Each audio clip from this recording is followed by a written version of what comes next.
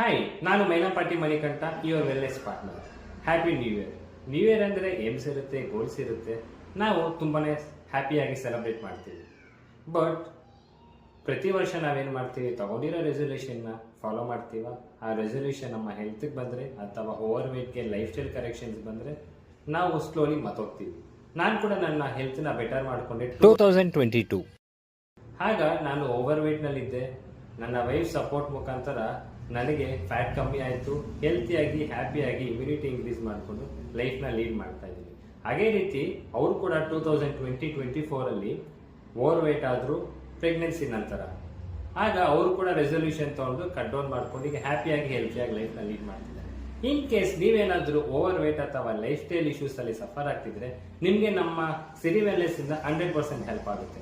ನಮ್ಮ ವೆಲ್ನೆಸ್ ವೆಬ್ಗೆ ಜಾಯ್ನ್ ಆಗಿ. Thank you. Happy new year.